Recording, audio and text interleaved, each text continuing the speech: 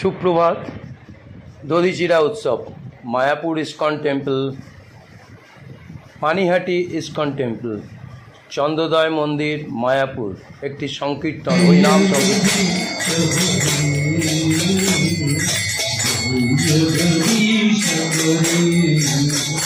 জয় কেশব ধীত নরহরি রূপ জয়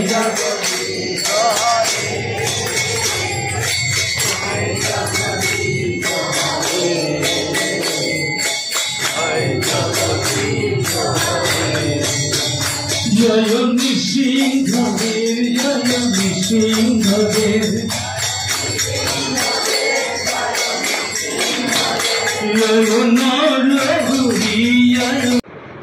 পানিহাটি দণ্ড মহোৎসব উৎসব। এরপর পানিহাটি অনুকূল ঠাকুরের আশ্রম সৎসঙ্গ। 9 জুন সোমবার চিরাদধি উৎসব, চিড়ার মেলা, পানিহাটি ইস্কন মন্দিরের এবছরের উৎসব। 5ই জুন গঙ্গা পূজা, 6ই জুন 2025 ফুড ফেস্টিভ্যাল, 7ই জুন শ্রবণ উৎসব, 8ই জুন কীর্তন মেলা এবং 9ই জুন চিরাদধি মহোৎসব। পানিহাটি চিরাদধি মহোৎসব কি, কেন করা হয়? আজ থেকে 500 বছর আগেকার কথা। সে সময় ভারত বিভক্ত হয়নি। বর্তমান বাংলাদেশ ও পশ্চিমবঙ্গ মিলে একই সঙ্গে ভারতের ভূখণ্ড ছিল। সেই সময় যশোরের ভৈরব নদ থেকে আরম্ভ করে রূপনারায়ণ নদ পর্যন্ত এক বিশাল ভূখণ্ডের নাম ছিল সপ্তগ্রাম। এ সময় সে সপ্তগ্রাম এক উল্লেখযোগ্য বন্দর, তাই এ অঞ্চলের গুরুত্ব অনুসারে সেটি ছিল সবচেয়ে ঐশ্বর্যমণ্ডিত। এই সপ্তগ্রামেই ছিলেন জমিদার শ্রী গোবর্ধন মজুমদার। তার বাৎসরিক আয় ছিল 20 লক্ষ টাকা। আজ থেকে 500 বছর আগেকার কথা। এর 20 লক্ষ টাকা আজকের দেখলে প্রায় 200 কোটি টাকার সমান, এবং ভেবে দেখলে আন্দাজ করা যাবে এই রকম এক বিশাল ধনী পিতার পুত্ররূপে 1945 খ্রিস্টাব্দে হুগলি জেলার অন্তর্গত কৃষ্ণপুর গ্রামে বৃন্দাবন স্বরগোস্বামীদের অন্যতম শ্রীল রঘুনাথ দাস গোস্বামী আবির্ভূত হন। ধনশালী জমিদার পিতার একমাত্র উত্তরাধিকার হওয়া সত্ত্বেও রঘুনাথ এইসব ঐশ্বর্য বিষয়ের প্রতি উদাসীন ছিলেন। তিনি সর্বদাই ভগবানের প্রতি আকর্ষণ অনুভব করতেন। উপযুক্ত ব্যক্তি পেলে ভগবানের কথা জিজ্ঞাসা করতেন। রঘুনাথের বৈরাগ্য দূর করতে তাকে সংসারমুখী করার উদ্দেশ্যে তার পিতামাতা অবশেষে এক পরমা সুন্দরী কন্যার সাথে তার বিয়ে দিলেন, কিন্তু তাতেও রঘুনাথের সংসারের প্রতি উদাসীনতা ভাব গেল না।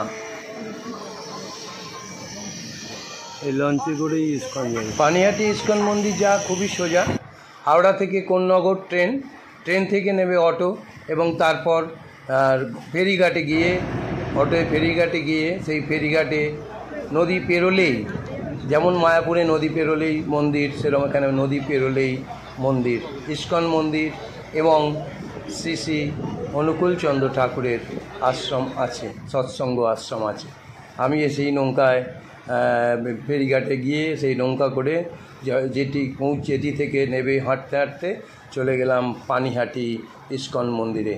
পানিহাটি ইস্কন মন্দিরে গিয়ে এবার সব উৎসব আমি দেখতে লাগলাম। ইস্কন মন্দিরে 500 বছরের সেই বটবৃক্ষ, এবং তারপর সেখানে সাইন অফ ফিট, চৈতন্যদেব এসেছিলেন তার পায়ের চিহ্ন, এবং একটি সুন্দর গাছ আছে, এবং একটি সুন্দর গাছ আছে। রাধাকৃষ্ণর মন্দির, রাধাকৃষ্ণ আছে। ইস্কন টেম্পল মায়াপুর, সেখানে দেখাচ্ছে চন্দ্রোদয় মন্দির।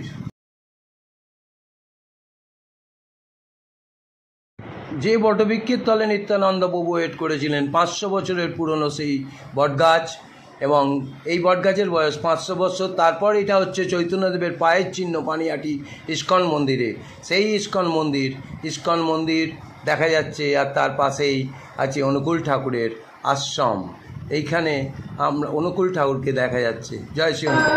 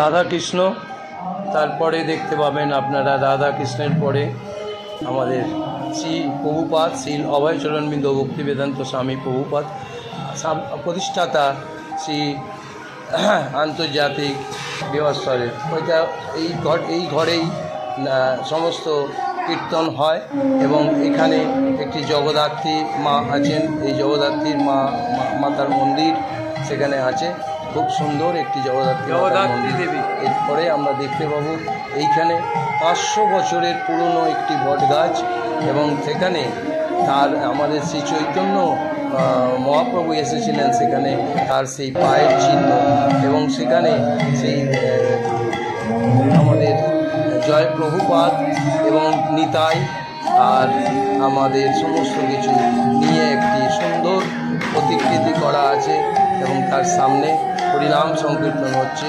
এই হরিনাম সংকীর্তন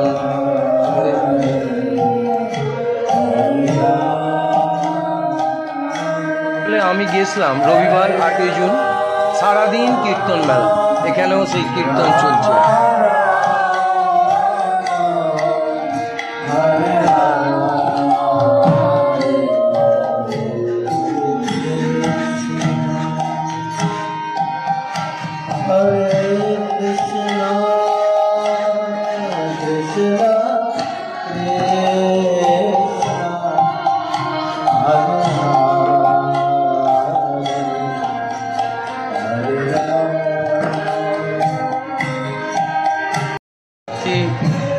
প্রভুপাদ আচার্য শ্রী প্রভুপাদ, তারপর আমাদের শ্রী চৈতন্য হরিনাম সংকীর্তনের জনক শ্রী চৈতন্য এবং তারপর গৌরনিতাই আছে, তারপরে আরও তাদের উপাসকরা আছেন। এই নিয়ে একটা সুন্দর প্রতিকৃতি করা আছে, খুব সুন্দর দেখতে।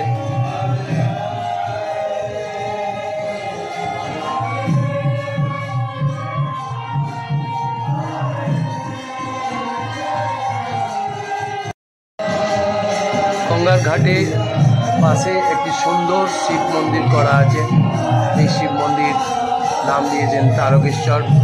সেখানে বৃন্দাবন অনন্তদেবী জয় সোম মৌলে সনাতন ধর্মী সমস্ত মানুষ গিয়ে গঙ্গার জল তুলে এই শিব মন্দিরে জল ঢেলে শিবকে প্রণাম করে মন্দিরের ভেতর কোনো ধূপ বা কাঠি জ্বালাবে না, কিন্তু তারপরে শিবকে করে পাশেই যারা চান করতে চান চান করবেন।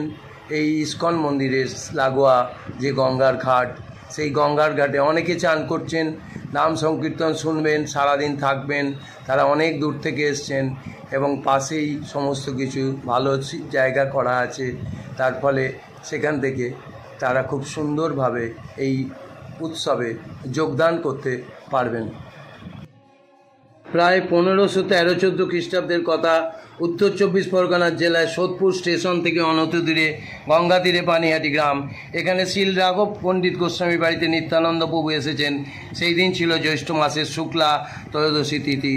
সপ্তগ্রামের জমিদার শ্রী গোবর্ধন মজুমদারের একমাত্র সন্তান রঘুনাথ দাস নিত্যানন্দ প্রভুকে দর্শন করার জন্য কৃপাদৃষ্টি লাভের জন্য পানিহাটি আসেন। তিনি দেখলেন গঙ্গার তটে এক বটবৃক্ষের তলে বেদির উপর বসে আছেন নিত্যানন্দ প্রভু বসে আছেন। 3 কোটি সূর্যের মতো তার জ্যোতি বেরিয়ে পড়ছে, তার পরিবেষ্টন করে বহু ভক্ত বসে আছেন। তারপর সেখানে রঘুনাথ দূর থেকে প্রণাম করছেন এবং শ্রী নন্দদেবকে প্রণাম করে পড়ে রইলেন। নিত্যানন্দ প্রভুকে বললেন, রঘুনাথ আপনার প্রণতি নিবেদন করেছেন। সে কথা শুনে নিত্যানন্দ প্রভু বললেন, প্রভু স্নেহ বিগলিত হয়ে রঘুনাথ দাসকে উদ্দেশ্য করে বলেন, চোরা দিলি দর্শন, আয় আয় আজি তোর করিমু দণ্ডন। শ্রী নিত্যানন্দ মহাপ্রভু বলিলেন, রঘুনাথ তুই এতদিন চোরের মতো পালিয়ে থেকে অবশেষে আজ আমাকে দর্শন করতে দিলি, দাঁড়া তোকে আজ আমি দণ্ড দেব। সেই থেকে দণ্ড উৎসব। রঘুনাথকে নিত্যানন্দ প্রভুর কাছে ডাকলে তিনি প্রভুর কাছে যেতে ইতস্তত করছিলেন। তখন নিত্যানন্দ প্রভুকে জোর করে ধরে আনলেন এবং তার চরণ পদে তার মস্তকে স্থাপন করে বললেন, নিকটে না আইসো চোরা ভাগ দূরে দূরে, আজি লাগ পাই আজি দণ্ডী মু তোমারে, চিরাদদি ভোক্ষণ করাও মোর গণে, শুনিয়া আনন্দ হইল রঘুনাথের মনে। বস্তু করে আসবেন না, বস্তু করলে এখানে অঘটন ঘটতে পারে। অনেক রকম মানুষ এসে আমরা সবসময় সবাইকে জীবিত করতে পারি না। আর সেই শাস্তিটি হলো আমার সমস্ত নিজজনদের আজ তোকে চিরাদধি খাওয়াতে হবে। সেই কথা শুনে রঘুনাথ দাস অত্যন্ত আনন্দিত হয়ে তৎক্ষণাৎ তার অঙ্গরক্ষকদেরকে পাঠিয়ে দুধা, চিড়া, চিনি, দুধ, সন্দেশ, কলা কিনে আনালেন এবং গ্রাম থেকে সেই সব দ্রব্য এনে সাজালেন। 400টি গোল গোল্লা আনালেন, 5-7টি বিশাল বিশাল মাটির পাত্র আনালেন। সেগুলিতে এক কোণে ব্রাহ্মণকে ব্রাহ্মণরা চিড়া ভেজাতে লাগলেন। দুধ গরম কিনে তাতে চিড়াতে মেশানো হলো। কোনো পাত্রে দধি, চিনি, কলা মেশানো হলো।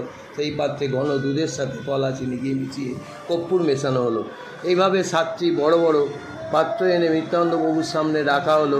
বটবৃক্ষের তলে বেদির উপর নিত্যানন্দ প্রভু বসে আছেন। তার চতুর্দিকে নিজজন বড় বড় সমস্ত লোকেরা মণ্ডলী রচনা করে বসে আছেন। চিরাদধি উৎসবের কথা শুনে যত ব্রাহ্মণ, পুরোহিত, পণ্ডিত এসেছিলেন, নিত্যানন্দ প্রভু তাদের সবাইকে চাতালের উপর বসালেন এবং সবাইকে 2টি করে ওল্লা দিয়েছিলেন। তার একটিতে দুধা চিড়া, অন্যটি দই চিড়া দেওয়া হয়েছিল। চাতালের তলায় মণ্ডলাকারে অসংখ্য ভক্ত বসেছিলেন। অনেক ব্রাহ্মণ চাতালে জায়গা না পেয়ে চাতালের নিচে বসলেন। সেখানে অনেকে স্থান পেয়ে এরা জলের ধারে বসেছিলেন। গঙ্গার ধারে বসে অনেকে স্থান পেয়ে গেলে জলে নেমে গিয়ে ওল্লাগুলো জলের ওপর ভাসিয়ে ধরে রাখার চেষ্টা করছিলেন। প্রভু জয় নিত্যানন্দ মহাপ্রভু। ভোগের টাকা নেওয়া হচ্ছে, এখানে খাবার জন্য টাকার কুপন দেওয়া হচ্ছে এবং যারা দান করতে চায় তাদের দান নেওয়া হচ্ছে।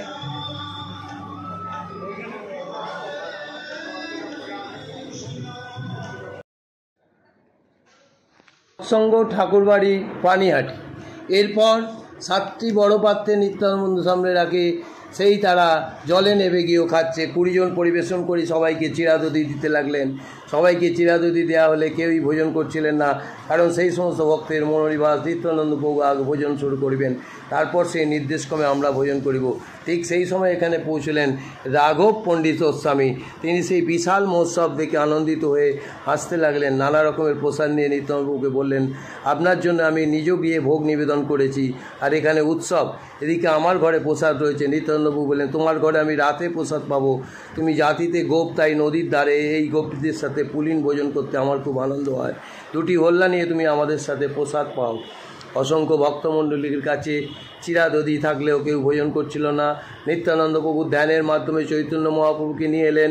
সেই চৈতন্য মহাপ্রভু এলেন, নিত্যানন্দ প্রভু দাঁড়িয়ে পড়লেন, প্রত্যেকের চিরাদধি পর্যবেক্ষণ করতে লাগলেন। প্রতিটি পাত্র থেকে এক এক গ্রাস করে চিরা তুলে নিয়ে শ্রী চৈতন্য মহাপ্রভুর মুখে দিতে লাগলেন। শ্রী চৈতন্য মহাপ্রভু মৃদু হেসে এক গ্রাস চিরা তুলে নিত্যানন্দ প্রভুর মুখে দিলেন। এইভাবে তারা হাসতে হাসতে পরস্পরকে খাওয়াতে লাগলেন। এইভাবে নিত্যানন্দ প্রভু সম্মণ্ডলে বেড়াতে লাগলেন এবং সমস্ত বৈষ্ণবগণ দাঁড়িয়ে সেই লীলা প্রদর্শন করতে লাগলেন।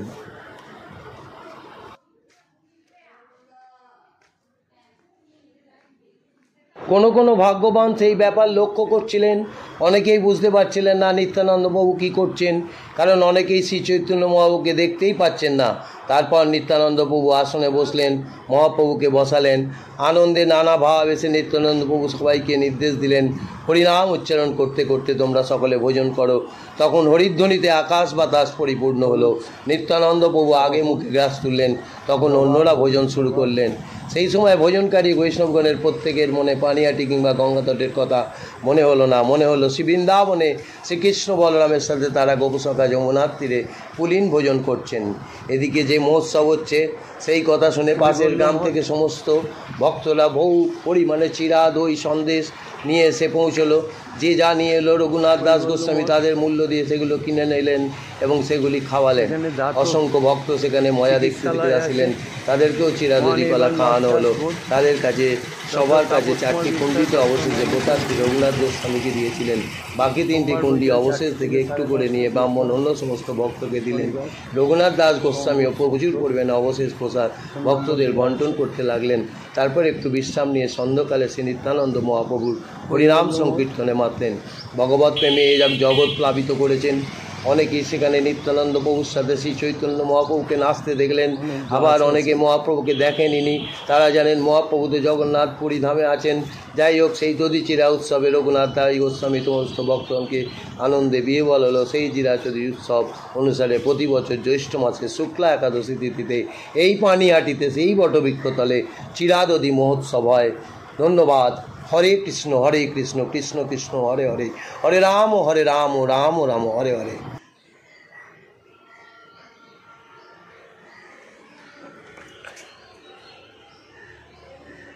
জয় বাবা।